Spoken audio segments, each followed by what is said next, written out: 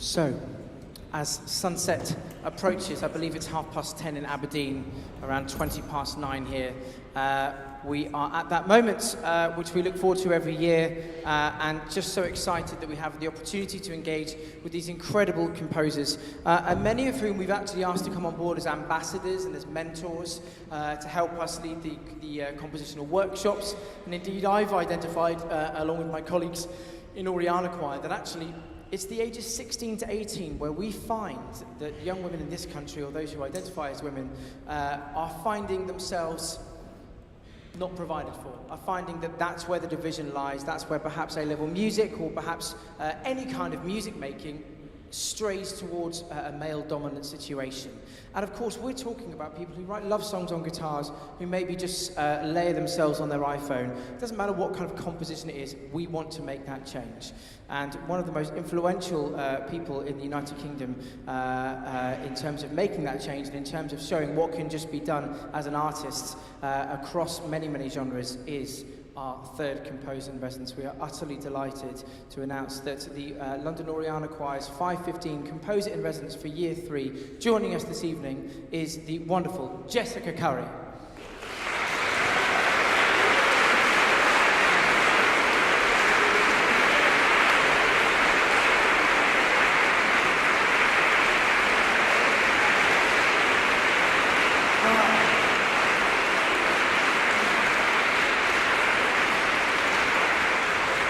So,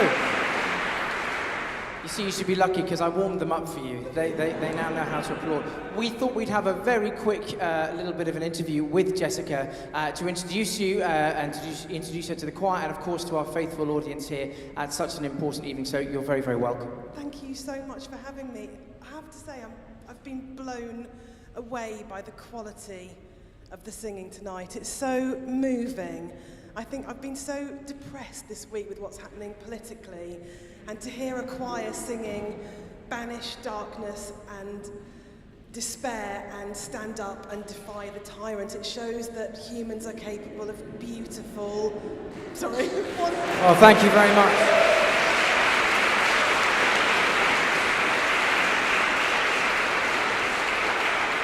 There will, of course, be a double gin and tonic for Jessica for that comment later on. But let's face it, this is about you, and we're delighted to have you as our composer in residence, starting your first commission this autumn. But tell the audience here, if they don't already know, a little bit about you. You do a lot more than just compose, shall we say? I can't believe, first of all, that I'm dressed as a choir member. I've embedded myself into the group very early on. Yeah, I write music for video games as well as classical music, and I'm very passionate about bringing audiences into new spaces and to opening up classical music for everybody. I was lucky enough to win a BAFTA 2 years ago, and I was the first and still the only woman to have won a BAFTA for music.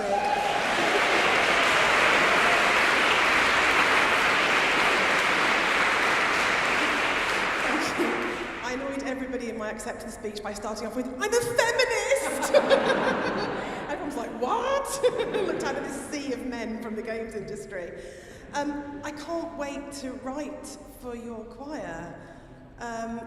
Tonight, the breadth of the music and the quality of the singing. I know I keep banging on about this and you want me to talk about myself, but as a composer, it's so inspiring to hear. I keep hearing we don't need diversity initiatives and the quality will drop. Tonight shows that there is amazing music by women. We don't have to compromise on quality to hear amazing, disparate, incredible voices from around the world. So that's what I want to continue to do with this amazing choir, is to sing out. I think voices, especially at the moment, are so powerful in terms of celebration, joyousness, protest, and that's what my music has always been about, saying everybody is welcome. We live in an amazing global community, and that's what I'm looking forward to celebrating with this choir. Well, thank Thank you very much, and we're certainly looking forward to learning and developing with you, and we're delighted that Cheryl Francis Hode, our first Composer in Residence, is here with us this evening, and we've been enjoying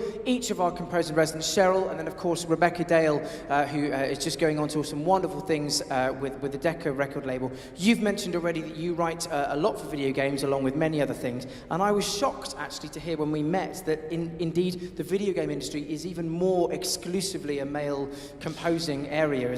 Tell us why you think that is. I think we've got a bit of an idea, and how on earth you've aimed to change that. I think women are now not asking for permission to be in these usually, sort of traditionally exclusively male spaces, and there is definitely some resistance in terms of, like, I wrote a horror game a couple of years ago, and it was like, oh, but women can't write frightening music, and I was like, what? What does that mean? And I think that what's amazing to me is that I now mentor some young video game female composers, and they're starting to say, we have a right to be in that space, we can enjoy being in that space. So it's kind of like the best of times and the worst of times at the moment, in that there are voices who definitely don't want us there. I get a lot of death threats, I get a lot of violent emails, pretty much every day, every week, from the gaming community who say women shouldn't be in that space.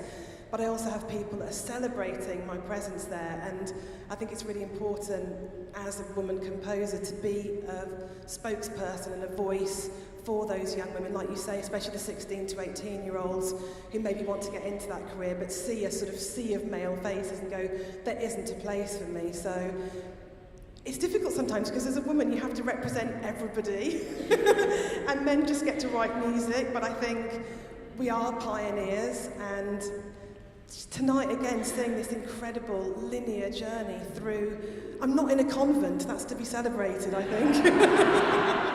I'm out in the world, brilliant, poor Hildegard and the rest of them. So for me it's about, we have to be brave, and I think that's the message that I would give to the young female composers. It's not an easy path to follow still, there is that resistance there, but the more of us there are, the harder we're going to be to ignore, and we can write music. Shock. Shock horror. I have...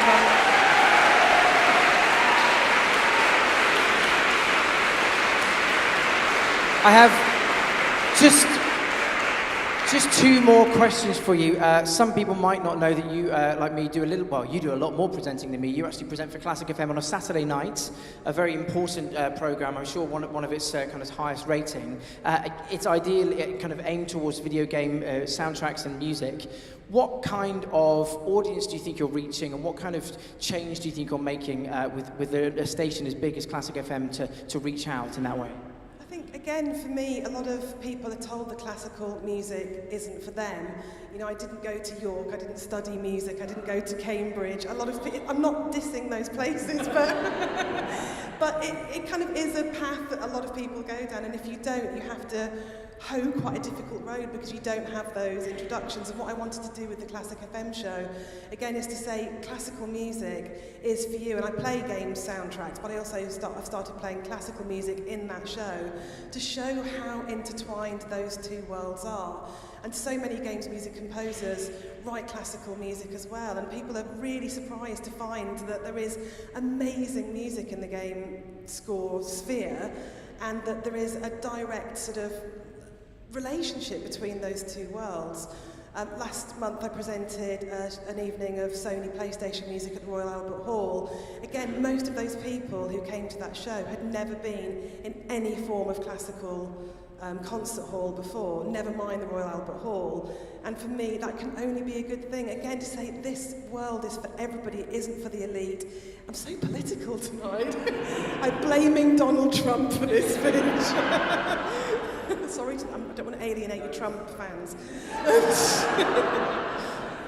So for me, it's about saying, get everybody involved in music. We have a really powerful, exuberant, passionate voice, and that's what's been amazing tonight, is the communication that you have with the audience, that relationship you're conducting. It brings everybody in, and it says that this world is alive still. This music may have been written hundreds of years ago, but it's still relevant to how we live today. Thank you very much. Just one more question. Jessica's mentioned where she was educated, or more importantly, where she wasn't educated, and we all have moments in our lives that a teacher was responsible for, a decision we made, or someone that inspired us, or pushed us, or even put us off. Who did it for you? Who lit your fire? Was it someone in your family, or was it a teacher? I'm the first person in my family to have ever played a musical instrument. I don't come from a musical family. And I started playing the piano when I was 4, and my music teacher, Mrs. Backhouse, is now 94 and she's still teaching piano. And, oh I know, I wish she was here. And I never did any grades in piano. She said, I don't care about exams. Music isn't about passing or failing. Play, love it, enjoy, inspire other people, inspire yourself. And she gave me permission to be in that space from a family that didn't have anything to do with classical music. She said, this is for you and you can do it, and I just love her.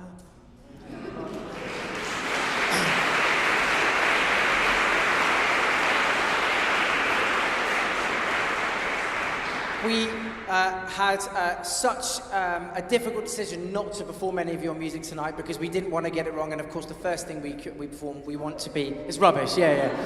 We want it to be a commission, and of course we are going to be announcing over the summer and into the autumn just exactly how we will be engaging with Jessica. I know she's very excited to do some workshops and masterclasses as well, and to work alongside all of our mentors and of course our choir as we raise the standard, as we push 515 and this wonderful initiative forward. So can I just say on behalf of the audience in the choir, we're so honoured that you've accepted. Here's to the next 12 months with you. Please welcome the third composer in residence, Jessica Curry.